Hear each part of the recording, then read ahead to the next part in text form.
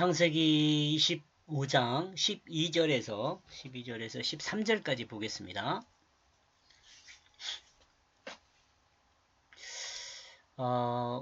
여기 지금 번역한 내용과 그러니까 12절에서 13절, 14절, 15절까지요. 여기에는 다 이름만 기록되어 있어요.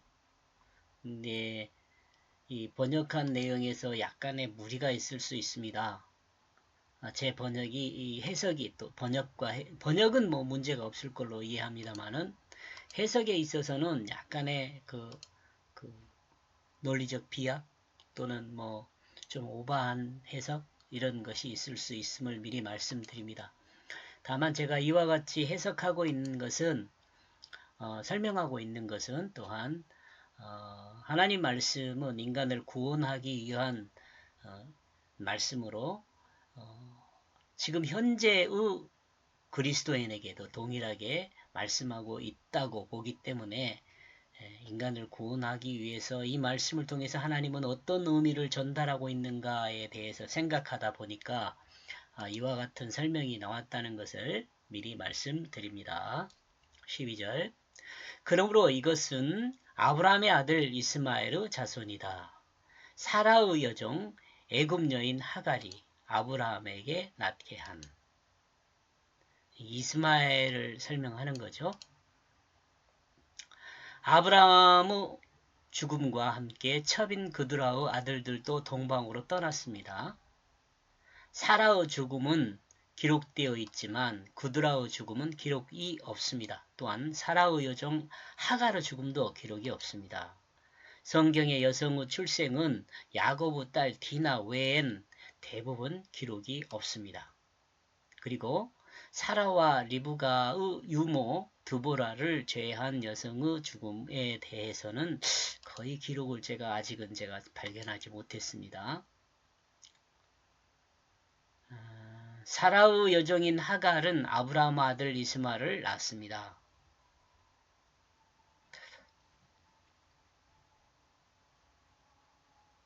사람의 생각으로는 그두라의 아들보다 하갈의 아들 이스마엘의 이야기가 우선되어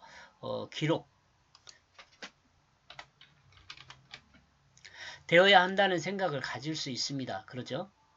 대개 이제 순서에 따라서 기록을 하니까요.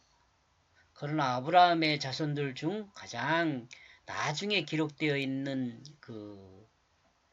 아브라함의 자손 중에 사람이 바로 이스마엘의 자손이라고 볼 수 있습니다. 우리가 기록의 순서에 따라서 형제들의 서열이라든가 선후를 생각하기도 하잖아요. 지금 여기서는 이제 이미 이스마엘이 제일 나이가 많고 그 다음에 이삭이 많고 그 다음에 그두라의 아들들이 그 다음 나이를 가겠죠. 그런 건 미리서 말씀으로 기록되어 있기 때문에 이렇게 한지는 모르지만 아무튼 우리가 지금 상식으로 우리가 알고 있는 상식으로는 이스마엘이 지금 제일 나중에 기록하고 있다는 점에서 조금 한번 생각해 볼 일이다 라고 저는 이해하고 있습니다. 근데 왜 그랬는지에 대해서는 아직 제가 그것을 깨닫지 못하고 있습니다. 혹시 깨달으신 분들은 댓글을 남겨주시든가 그러면 고맙겠습니다. 뭐 주석들 봐도 이 이름에 대한 그 주석은 별로 나와 있지를 않으니까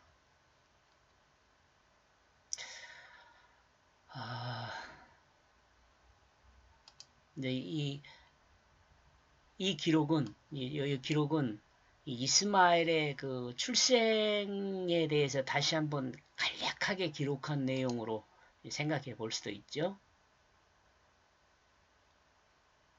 이 한 잘만 가지고도 이스마엘이 어떻게 태어났는구나 그것을 알 수 있게 요약해 놓은 말씀과 같습니다. 아브라함이 이삭을 모리아산에서 하나님께 번제로 바치고 산에서 내려와 부엘세바에 거하게 되었습니다. 창세기 22장 19절요. 아마도 이때 아브라함은 이스마엘의 집에 거하였을 수 있습니다. 그리고 하갈과 같이 있었을 수도 있지요. 그리고 그 후로 왕래가 있었을 수 있지만 누구와? 사라와. 이 사라는 현재 헤브론에 살고 있습니다. 부엘라 헤로이라고도 하기도 하죠. 헤브론에 살고 있습니다. 부엘세바에 거주하고 있는 것으로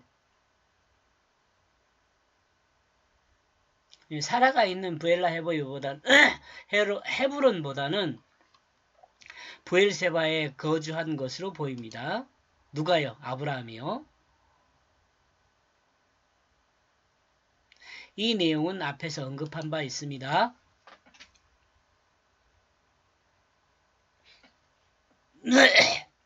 죄송합니다. 이것에 대해서 언급한 바 있는데 사라와 그 아브라함의 관계가 이삭 때문에 조금 멀어졌을 수 있지 않은가 그런 생각도 하고요. 이 부엘세바는 차후 블레셋으로 더 잘 알려지는 그 지역입니다. 그리고 이 블레셋은 이스라엘 백성을 약탈하는 일에 자주 등장하는 그 사람들이죠. 블레셋 사람들. 이 블레셋 안에 부엘세바가 있기 때문에 그렇습니다. 블레셋 안에. 블레셋은 더 바운드가 커요. 그리고 그 블레셋 안에 부엘세바가 있습니다.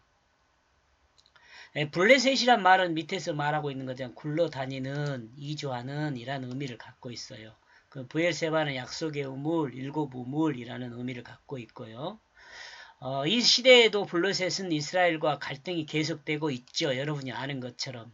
현재 팔레스타인이라고 불리고 있는 이 지역은 가나안 서쪽 해안선 전체 지역을 가리키는 곳입니다. 머릿속에 그림이 그려지죠. 13절 그리고 이들은 이스마엘의 아들들의 이름들이다. 이 이름들 안에 그 아들들이 그들의 가족들이다. 이들은 이스마엘의 아들들로 이들이 가족들입니다. 지금 언급된 사람들이요. 13절이 이렇게 여기까지인데 제가 조금 구분을 했습니다. 이 분리하다 보면 이것도 한 절로 이렇게 분리했을 수 있는데 그렇게 안 했더라고요. 저는 조금 다르게 이렇게 좀 한번 해봤는데 뭐 제가 뭐 맞다는 것이 아니고 제가 설명하는 게 조금 유익하게 이름을 좀 다시 나누어 봤습니다. 이스마엘의 장자는 느바옅과 게달과 야브엘과 다음 또 하나 더 있습니다. 지금 13절에 밉삼이 있습니다. 밉삼. 근데 이 밉삼은 제가 14절로 이렇게 설명을 하려고 생각을 하고 있습니다. 이렇게 이름들로 보면, 요 이름들로 이렇게 설명을 해서 보면, 아브라함을 생각하고 하나님은 이스마엘에게도 풍성한 한 민족을 이룰 수 있도록 하셨죠. 아브라함에게 이와 같이 말을 하잖아요. 슬퍼하지 말라고, 너무 마음 걱정하지 말라고, 마음 아파하지 말라고, 아들 때문에. 그리고 이들의 장막,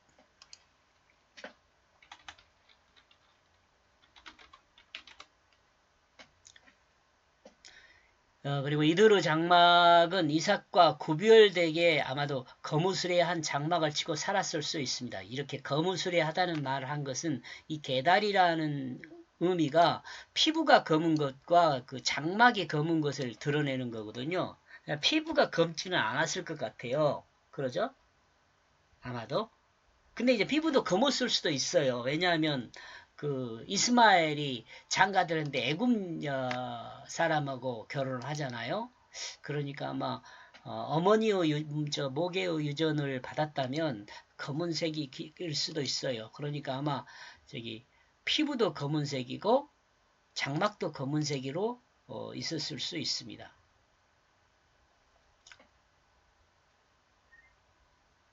한번 그것도 기록을 해둘까요?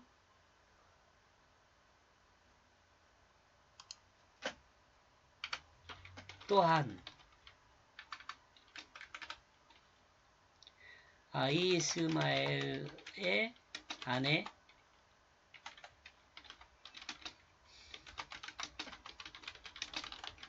애굽 여인인 것과 이스마엘이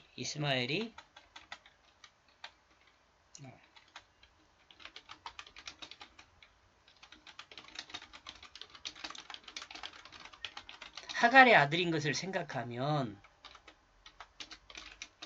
피부의 색깔도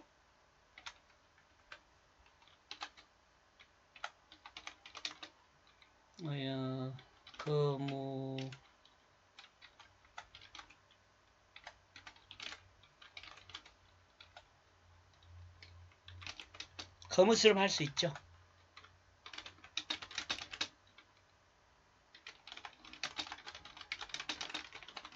그렇죠?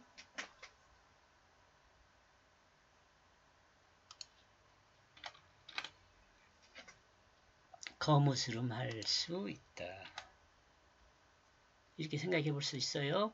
이는 하나님의 징계를 받았다는 것을 의미하는 것은 아니라고 볼 수 있습니다. 뭐 하나님의 징계를 받아서 이렇게 검은 것이 아니라 실질적으로 이렇게 이런 내용들을 살피면 아마 이런 의미를 전달하고 있지 않은가. 어떻게 환경이 좀 보이십니까? 이스마엘의 장자는 느바옅과 게달과 아프엘과 스밋과 이렇게 읽는 것보다는 이렇게 설명을 조금 해놓으면 그 사람들의 상황을 좀 볼 수 있게 되죠. 그래서 저는 나름대로 이렇게 해석을 하고 설명을 해서 이해하려고 합니다. 제가 이제 13절에 밑삼이 있는데 여기를 14절로 이렇게 한 이유는 이 향기롭다는 의미를 여기에다 제 지혜로 붙여 넣을 수가 없더라고요. 근데 이제 이 단어를 밑에 14절에 붙이고 나서 보니까 이제 해석이 되더라고요. 그래서 이와 같이 했습니다. 그래서 14절부터는 다음에 다시 하겠습니다. 여기까지 하겠습니다. 고맙습니다.